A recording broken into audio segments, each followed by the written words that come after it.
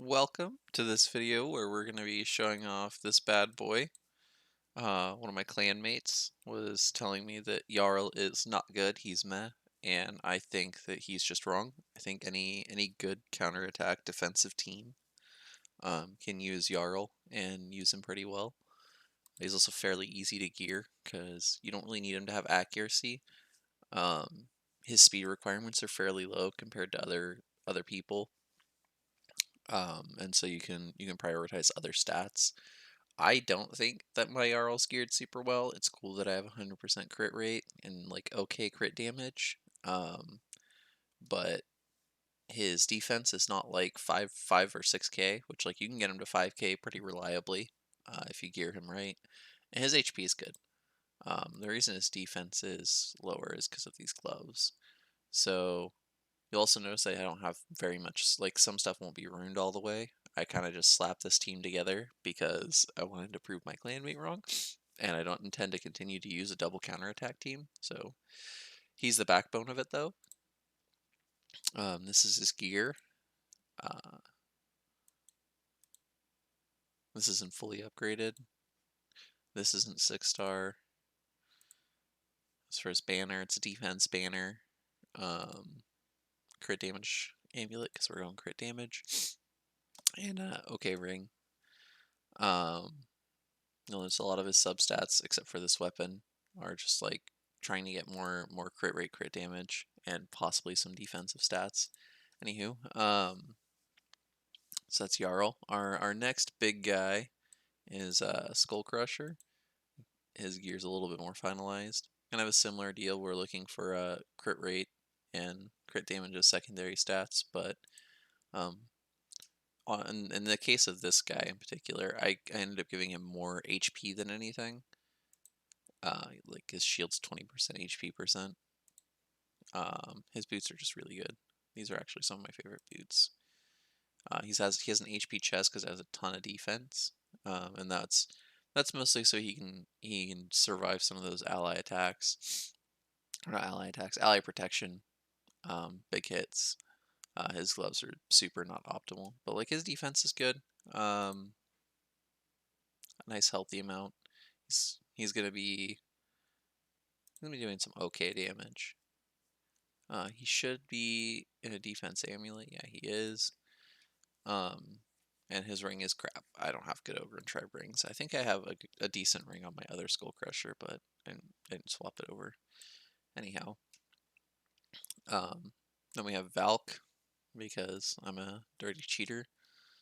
I actually like in getting her speed tuned. I feel like I made her overall stats significantly worse, which is kind of hilarious because her overall, like, she has more crit rate now, but like her HP is lower. Her crit damage is, I think, a little bit lower. Her defense is about the same, maybe a little bit higher, and like that's it. She just straight up lost like 50 speed compared to where I normally have her at because I don't run a speed tune comp.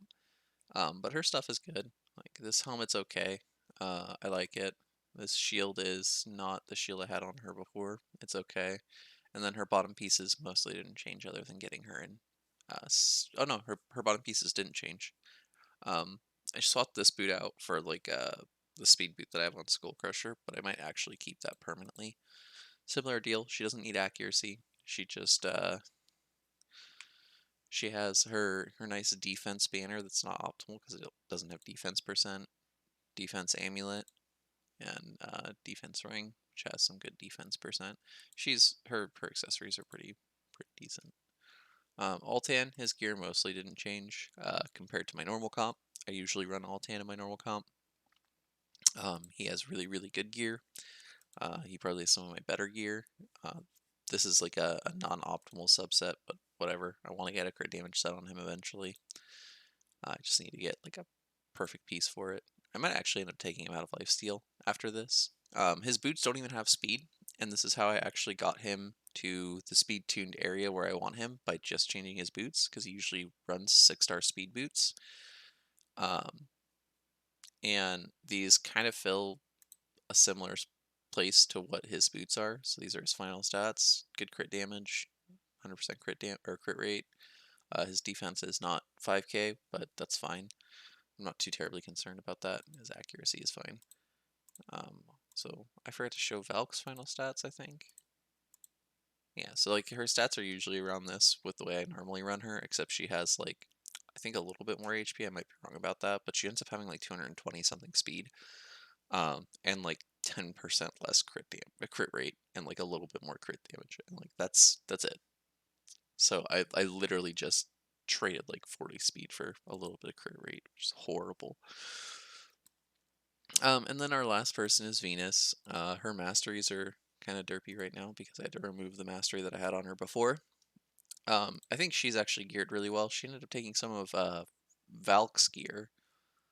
So I built her straight up for damage because she's in Stalwart and I have a Valkyrie and a Skullcrusher, so she's not going to be taking like any damage anyway. And you'll see what I'm talking about in a minute. Some really good speed boots.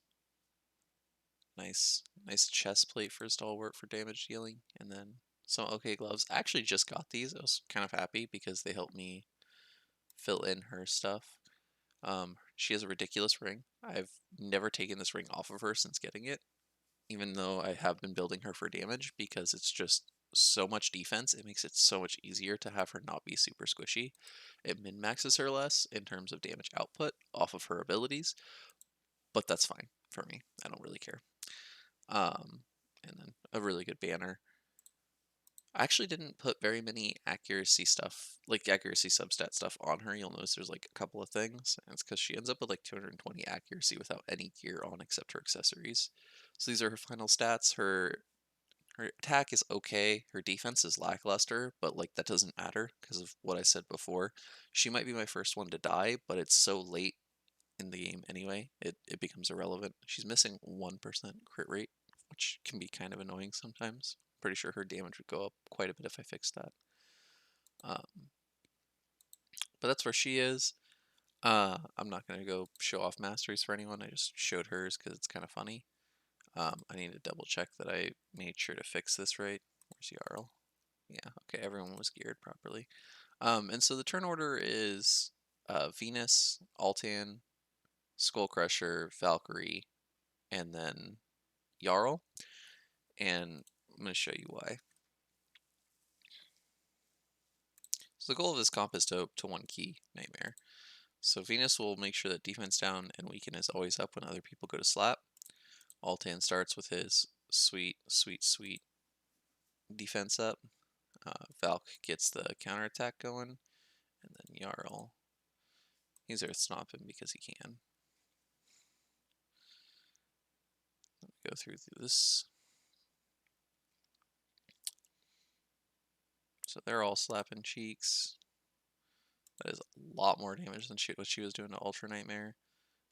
He gets that going. He just A1s here. They all slap down. You'll see like nobody's really taking damage. And it stays like this for pretty much most of the fight. And I think everything's sorted now, but we're just going to go all the way to Jarl to kind of show off what he do. And so right here, it's really important that he uses this last. And the reason being, nobody gets stunned.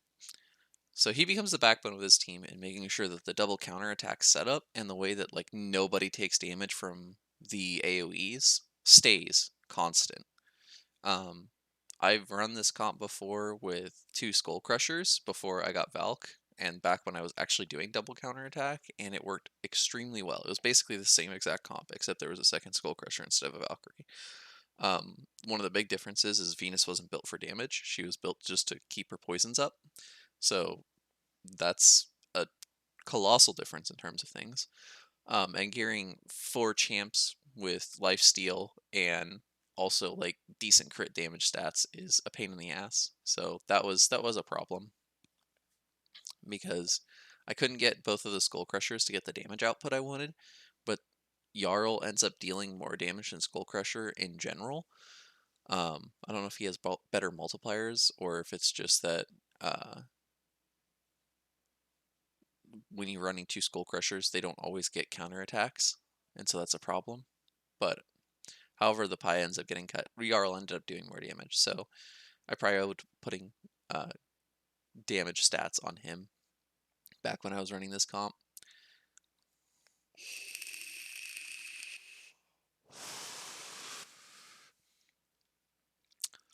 But yeah, this is pretty much how this goes. It just keeps doing this for an obnoxiously long amount of time. They survived till like turn 45 on Ultra Nightmare, and they fell apart at like turn 39. 39 is when I think Venus died. The second punch at 42 killed Skullcrusher, and then from there they died pretty quickly. With Valkyrie dying on the last punch at 45 because Valkyrie's the last to survive always, since she's just kind of ridiculous. But we get around 1,000,000 damage per turn, which is good. So if you survive 40 turns, which I'm very confident this comp will do very easily, you're good. And it is extremely reliable. So that's one of the things about this comp as opposed to other clan boss comps that's really, really nice is sometimes like the current comp I run on Ultra Nightmare has like a 10 to 12 million like range for its damage output. I might have fixed that by changing Altans masteries for this, but I'm unsure. Anywho, the comp, this comp, and like that comp also just that comp does reliable enough damage against Nightmare because it's like above 50 million anyway, and sometimes it can hit 60 million, so like it doesn't really matter. But this comp, what it does is it'll do like I can't say for sure because I haven't been running it lately with Valkyrie, but typically when I ran those two Skullcrushers, the variance on the damage was anywhere from like 2 to 4 million. And like sometimes in really, really bad outcomes, it would be a little bit higher. But in general, the difference in damage was 2 to 4 million because it was completely dependent on Giant Slayer and War Master procs. So the damage output was completely dependent on how well you geared people, and so the damage upgrades, though they're slower and steadier, they're very, very reliable. And you can't get that out of a whole heckin' lot of clan boss comps because you either have like your poisoner can have a variance of 2 million on their own in some cases. Sometimes stun priorities get kind of wonky with the clan boss, and you don't really have any control over that.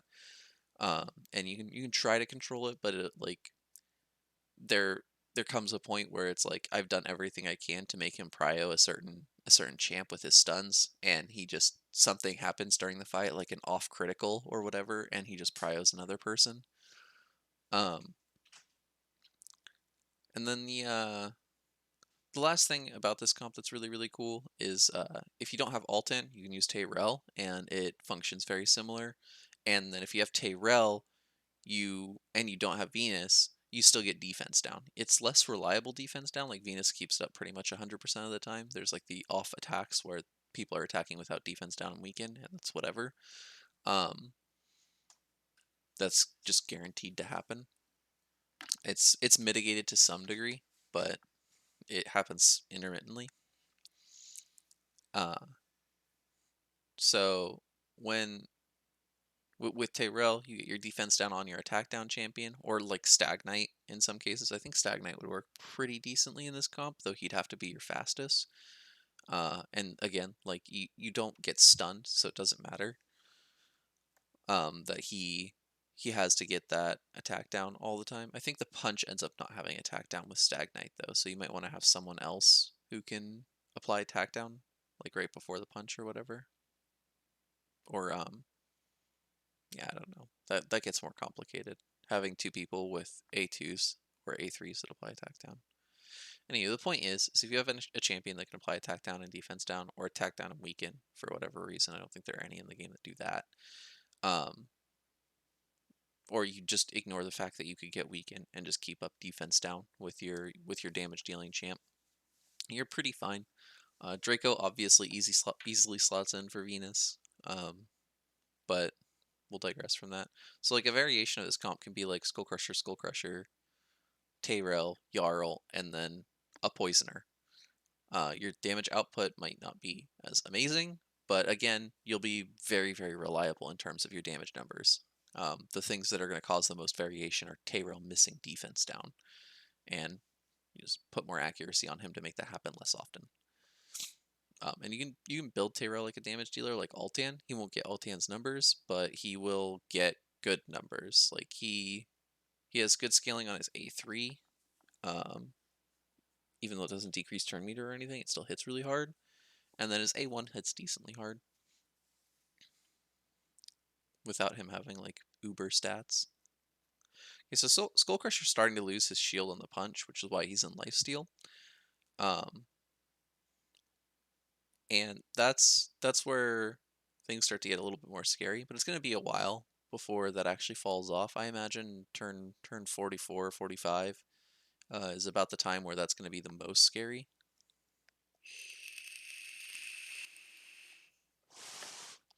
Depending on crits.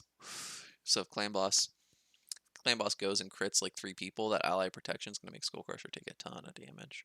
Especially since Venus has really low defense. She's kind of what's hurting him the most right now. You'll notice that like everyone else's shields are pretty fine, and then Venus's is pretty beat up. But the nice thing is, as long as he survives the punch, he's guaranteed to continue surviving because Valkyrie puts up her big ass shield for this AoE. He gets an attack in after the punch, and then he gets an attack in off the Valk AoE.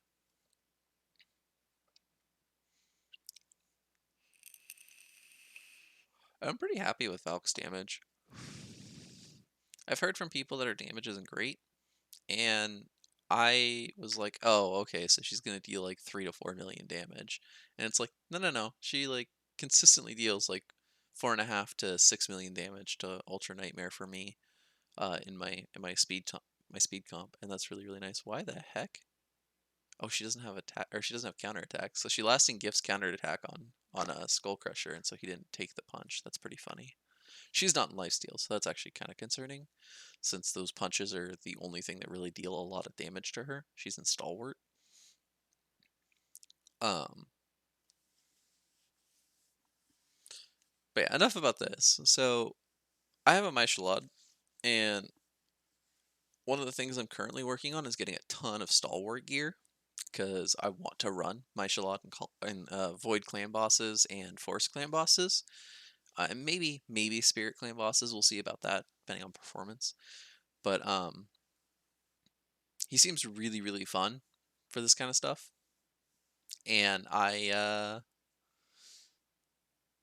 don't know, like he's really hard to get to work with counterattack champions. So I think I have to stop running Valk with him, or if I do run Valk, then I have to like situate my comp really differently. Like I might not end up running Turvold because like my current comp is Altan, Valk, Turvold, Raglan, Rhodos, and Turvold and Rhodos give me my defense down and weaken.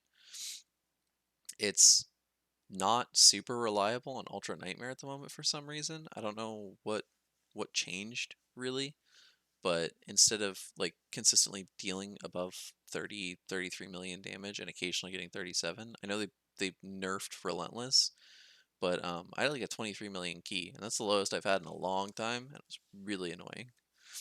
So I need to get that checked out. I need to figure out what to do with my Ultra Nightmare comp now that Relentless has been nerfed. But my Shalot's kind of what I'm thinking about doing, getting that leech to go. But I want to get everyone in Stalwart if I do that, and like really high damage output Stalwart, because it'll be like it'll be really reliable for like the healing and whatnot, especially with Valk. Um, but secondarily, it'll just be cool, like to take this champ that was kind of potato and run him in an Ultra Nightmare comp with him actually doing decently well. Yeah, you can see Valk's getting kind of low. We're at, yeah, already one keyed. We're at 46. We're still going strong. Someone's going to die pretty soon. Probably at the next punch, someone will die, maybe a little bit later. But like this comp will pretty much always dish out around the amount of damage it's about to dish out. And if it dishes out anything over like 5-6 million, it's going to take something really horrible happening in order for them to not one key Nightmare, which is what's really nice. So I showed earlier, not in a video, but like to my clan. Yeah, see, Skullcrusher's dead now. But I showed earlier that this comp can reliably 3-key Ultra Nightmare. And so with this being able to reliably key 1-key Nightmare, that means that you can just burn your 4 keys and get all of your clan boss chests.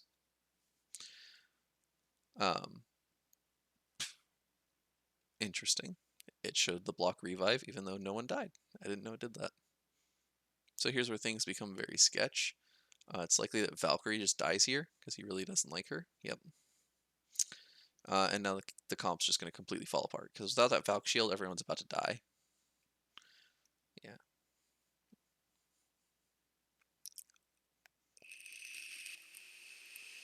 I think he would have punched someone else first if Valkyrie hadn't gotten punched earlier, but you can see Jarl dealt almost as much damage as my Valk. That's not super surprising to me. Skullcrusher actually dealt way more damage than I thought he would. This is the most damage I've ever seen a Venus do uh, on Nightmare, but that's probably because she's more geared toward damage. She usually does closer to like Altans damage when I had her before, so it's like 4 million less. But so if you geared her defensively for whatever reason, and you just don't have stalwart, or you're running double Skullcrusher, so she needs to be defensive, so the Skullcrushers don't die, because it's really important when you're running ally protection that all of your champions take as little damage as possible in order to prevent your ally protection champion from just getting absolutely destroyed.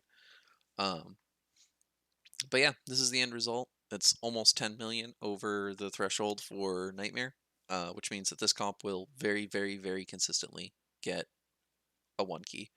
I think it would take some horrendous act of God like Altan missing attack down on all of those counterattacks for like an entire cycle in the middle of the fight, and like Venus and Valk just getting critted all the way to death because they're the two that aren't in lifesteal.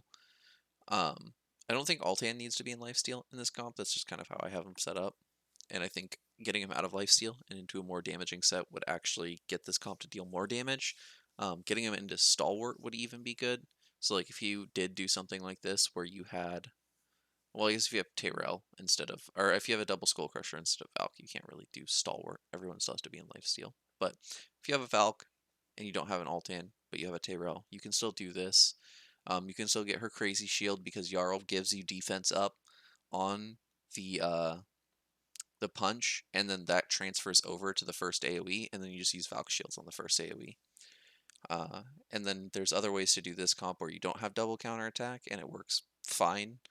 You might end up having like a second damage dealing kind of champion, or like Whirlum. Personally, I really, really like Whirlum. I would 100% just run him over Skullcrusher. Or if I could get Clan Boss to extremely reliably punch Altan, I would be running Whirlum over Jarl most of the time, because Whirlum will dish out about the same amount of damage, except like he has strengthen, he has increased crit damage, and those are just way better for a comp that's set up where like 100% crit chance, 100% crit chance.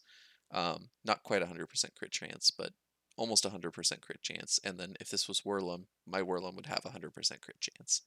So that's the flip side to this is if you do have a Whirlum, he's kind of just better for damage comps.